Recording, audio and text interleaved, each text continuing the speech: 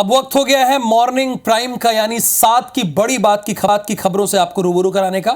मैं हूं आपके साथ राहुल सौमित्र। सबसे पहले बड़ी खबरें यानी हेडलाइंस देख लेते हैं। प्रधानमंत्री मोदी आज विकसित भारत विकसित राजस्थान कार्यक्रम को संबोधित करेंगे। हरियाणा के रेवाड़ी को देंगे देश के 22वें एम्स की सौगात। गुरुग्राम मेट्रो की रखेंगे आधारशिला। आज से दिल्ली में बीजेपी का 2 दिवसीय राष्ट्रीय अधिवेशन। सीएम विष्णुदेव साय समेत छत्तीसगढ़ के मंत्री और विधायक होंगे शामिल।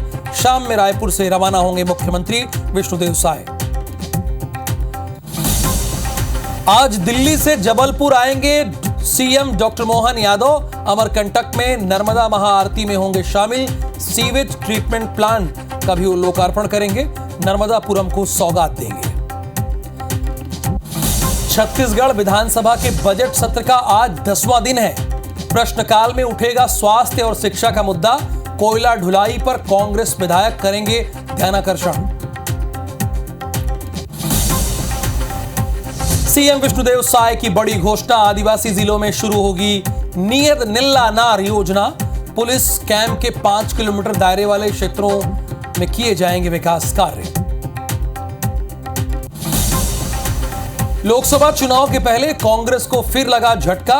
पूर्व विधायक विधान मिश्रा और प्रमोद शर्मा हुए भारतीय जनता पार्टी में शामिल। सीएम साय और प्रदेश अध्यक्ष किरण देव ने दिलाई सदस्यता। छत्तीसगढ़ पुलिस विभाग में बड़ी सर्जरी। 25 टीआई और 137 एसआई स्तर के अधिकारियों के तबादले। एमपी में भी आईएएस अधिकारियों के ट्रांसफर। संयुक्त मुख्य निर्वाचन पदाधिकारी बनाए गए तरुण राठी। पंजाब में सरकार और किसानों के बीच नहीं बनी सहमति। तीसरे दौर की बातचीत रही बेनतीजा। आज किसानों ने भारत बंद का किया आह्वान। सीएम की अपील, शांति बनाए रखें तो बेहतर होगा। दिल्ली में अलीपुर की पेन फैक्ट्री में भीषण आग। झुलसने से 7 लोगों की मौत, कई बुरी तरह से जख्मी। फायर ब्रिगेड की 22 गाड़ियों ने आग पर पाया काबू। और मध्य प्रदेश में रफ्तार का कहर। पिपरिया, रायसेन, महू, शाजापुर में सड़क हादसों में 6 लोगों की चली गई जान, 7 घायल।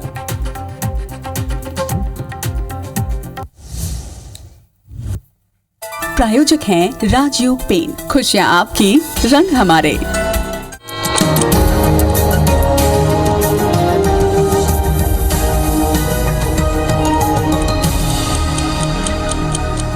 हेडलाइंस के बाद अब नजर डालते हैं सुबह 7 बजे की 7 बड़ी खबरों पर। तो पहली बड़ी खबर यह है कि प्रधानमंत्री मोदी हरियाणा में एम्स का शिलान्यास करेंगे और हमारे देश का ये 22वां एम्स होगा। प्रधानमंत्री मोदी ने कतर के शासक को भारत आने का न्योता दिया है। ये दूसरी बड़ी खबर है। किसानों और सरकार के बीच तीसरे दौर की बातचीत बेनतीजा रही है। ये तीसरी खबर है। राजस्थान के कोटा से नाबालिग छात्रा से गैंगरेप हुआ है। 4 विद्यार्थी गिरफ्तार हुए हैं। ये चौथी बड़ी खबर है। यौन उत्पीड़न मामले में बृजभूषण शरण सिंह के खिलाफ कोर्ट में सुनवाई है। ये 5वीं बड़ी खबर है। और 6वीं, अमेरिका के कैंसस में फायरिंग हुई है। 22 को गोली लगी है, 1 की मौत हुई है। और 7वीं खबर, राजकोट टेस्ट में पहले दिन भारत ने 5 विकेट पर 326 रन बनाए। रोहित शर्मा ने बहुत ही काबिले तारीफ बैटिंग की और सरफराज ने भी अच्छी बैटिंग की। चंडीगढ़ से खबर यह है कि किसानों से तीसरे दौर की जो बातचीत हुई है वो बेनतीजा रही है, यानी वो किसी निष्कर्ष पर नहीं पहुंची है। एक लाइन में आप ये जान लीजिए, सरकार और किसानों के बीच यानी बात नहीं बन पाई है, सहमति नहीं बन पाई है। किसानों के साथ तीसरी बैठक थी, करीब 6 घंटे तक चली। सकारात्मक माहौल में बातचीत हुई। अर्जुन मुंडा देश के कृषि मंत्री हैं, उन्होंने ये बात बताई IBC 24 को। किसानों से शांति बनाए रखने की अपील भगवंत मान ने की है। पंजाब के चीफ मिनिस्टर हैं। रविवार को चौथे दौर की बातचीत हुई है। आज किसानों ने भारत बंद का आह्वान किया है। अब देखिए इसका कितना असर होता है। ग्रामीण क्षेत्रों में बंद का आह्वान किया है। किसानों से खेत नहीं जाने की अपील की है, यानी किसान कह रहे हैं कि आप लोग खेत ना जाइए। हरियाणा के 7 जिलों में अभी भी इंटरनेट बंद है। 8 फरवरी को पहले दौर की बातचीत हुई, 12 फरवरी को दूसरे दौर की बातचीत हुई और 15 फरवरी यानी कल तीसरे दौर की बातचीत हुई है और ये जो तीनों बातचीत हुई है ये तीनों बेनतीजा रही है। हालांकि अर्जुन मुंडा जो कि देश के कृषि मंत्री हैं, उन्होंने ये जरूर कहा कि सकारात्मक माहौल में बातचीत हुई है, पर वो बातचीत बेनतीजा रही है।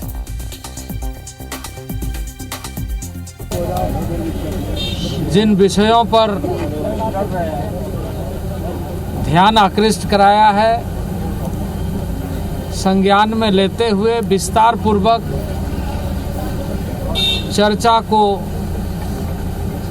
हमने करते हुए अगली तिथि रविवार को शाम 6 बजे के लिए फिर से आगे की चर्चा को जारी रखेंगे। आज जो वार्ता हुई है केंद्र के साथ, उनमें सभी जितने भी हमने मांग पत्र में मुद्दे उठाए, लंबी चर्चा हुई और चर्चा इस बात पे हुई कि चर्चा ही ना करते रह जाएं, इसका कोई नतीजा निकलना चाहिए। तो उन्होंने कहा भी हमें समय चाहिए। अच्छा, किसानों ने एक बड़ी ठोस बात की है, यह आप सभी के जीवन में लागू भी होती है, चर्चा ही ना करते रह जाएं, कुछ नतीजा निकलना चाहिए। अगली खबर मणिपुर से है। मणिपुर में चुराचांदपुर एक जिला है, यहां के एसपी ऑफिस पर हमला हो गया है।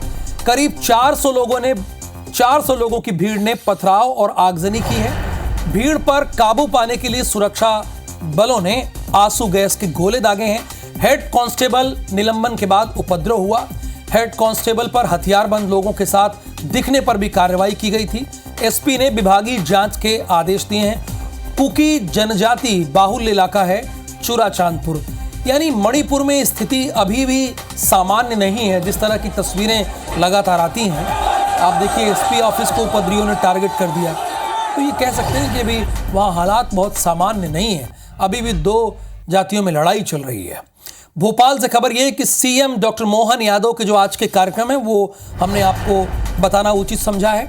मुख्यमंत्री डॉक्टर मोहन यादव के आज के कार्यक्रम ये हैं कि सुबह 10:40 पर भोपाल के डुमना एयरपोर्ट जबलपुर आगमन होगा उनका। जबलपुर से अमरकंटक जाएंगे सीएम डॉक्टर मोहन यादव। फिर मां नर्मदा मंदिर में महायज्ञ और महाआरती है, उसमें उन्हें शामिल होना है। 12:25 पर सीवेज ट्रीटमेंट प्लांट का उन्हें लोकार्पण करना है। अच्छा, 3:30 बजे नर्मदापुरम में स्थानीय कार्यक्रम है और स्वागत रैली में उन्हें शामिल होना है। 4:15 पर नर्मदापुरम संभागीय समीक्षा बैठक में शामिल होना है। कानून व्यवस्था और विकास कार्यों के संबंध में समीक्षा बैठक करनी है। मां नर्मदा जयंती महोत्सव और महाआरती वर्चुअली वो शामिल होंगे। विभिन्न विकास कार्यों का लोकार्पण और भूमि पूजन करेंगे। रात 9 बजे नर्मदापुरम से मुख्यमंत्री निवास आएंगे सीएम डॉक्टर मोहन यादव।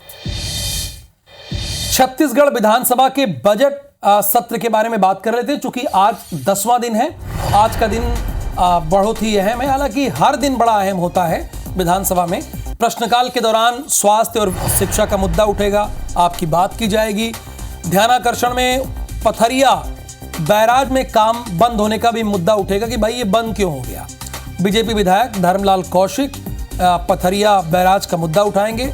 बगैर के कहवर कोयला ढुलाई पर कांग्रेस विधायक ध्यानाकर्षण लाएंगे। विजय शर्मा जो कि डेप्यूटी चीफ मिनिस्टर हैं, दयालदास बघेल के विभागों की अनुदान मांगों पर भी चर्चा होगी। उधर विधायक अजय चंद्राकर अशासकीय संकल्प प्रस्तुत करेंगे। संस्कृत कॉलेज को विश्वविद्यालय में अपग्रेड करने की अशासकीय संकल्प को आज पटल पर प्रस्तुत करेंगे।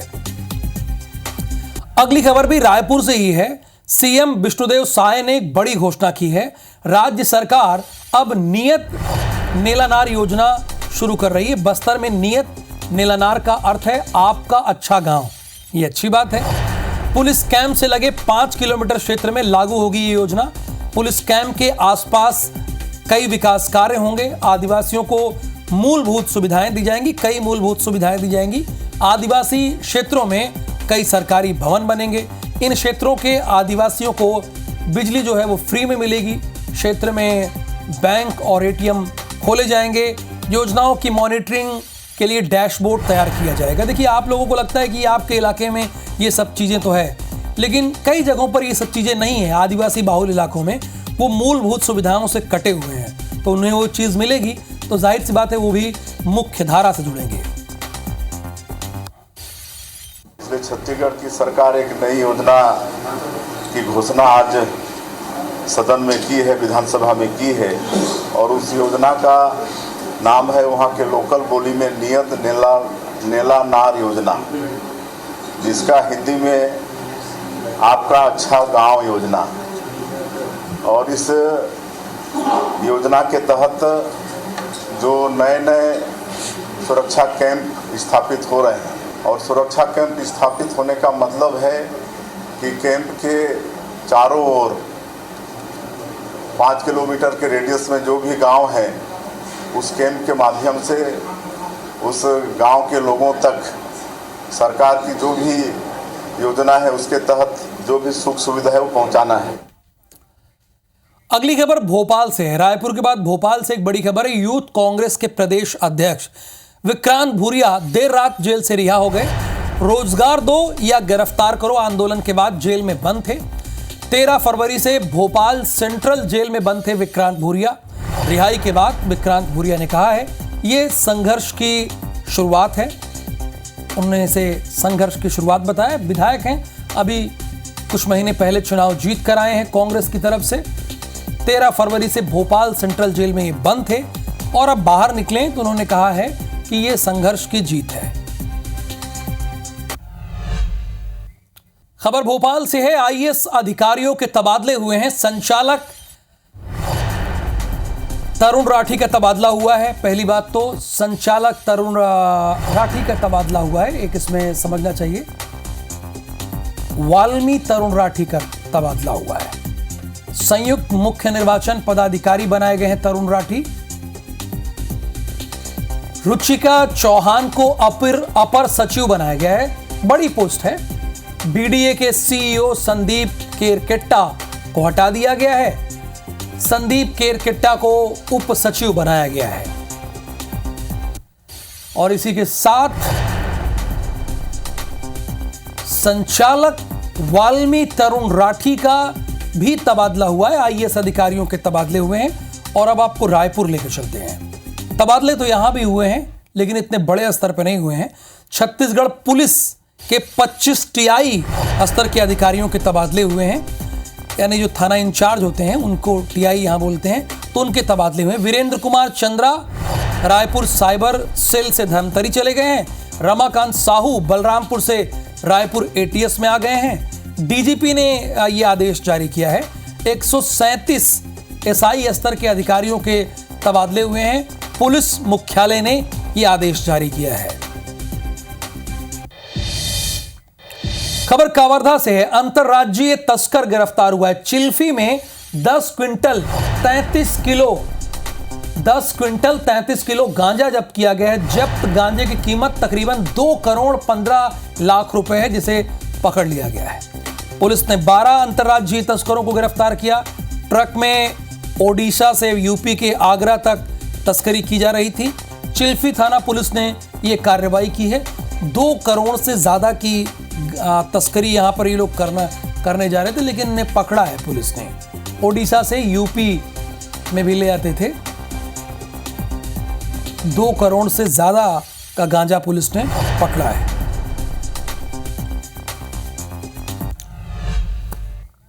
रायपुर के श्री सालासर बालाजी मंदिर की स्थापना के 6 वर्ष पूरे होने पर आज विशेष कार्यक्रम का आयोजन किया जाएगा। इस महोत्सव में बड़ी संख्या में श्रद्धालु शामिल होंगे, जिसके लिए सालासर बालाजी धाम में तैयारी की गई। आप लोग भी जा सकते हैं वहां पर। मंदिर परिसर में विशाल पंडाल बनाया गया है, जहां भजन, संध्या और महाप्रसादी का आयोजन किया जाएगा। इसके अलावा पूरे मंदिर परिसर में फूलों की विशेष सजावट के लिए कोलकाता से स्पेशल कारीगरों को बुलाया गया है। गुरुवार को राम मंदिर से लेकर सालासर बालाजी धाम तक निशान यात्रा निकाली गई। आज सुबह 10 बजे से बालाजी का दुग्धाभिषेक किया जाएगा, जिसके बाद 10:30 बजे से 2 बजे तक भगवान को सवा मणि भोग चढ़ाया जाएगा। और इसके साथ दोपहर करीब 12 बजे से महामंडारा होगा। वहीं शाम को 5 बजे 56 भोग के बाद महाआरती होगी। अच्छा, इसके बाद शाम करीब 6:30 बजे भजन संध्या का आयोजन होगा। जिसमें दिल्ली के बहुत ही प्रसिद्ध गायक हैं जानी सूफी ये भजन प्रस्तुति देंगे। वार्षिक उत्सव के अंत में रात 9 बजे से प्रसादी भोजन की व्यवस्था है। आप लोग सभी वहां जाइए, अपनी श्रद्धा को व्यक्त कीजिए और सालासर बालाजी को नमन कीजिए।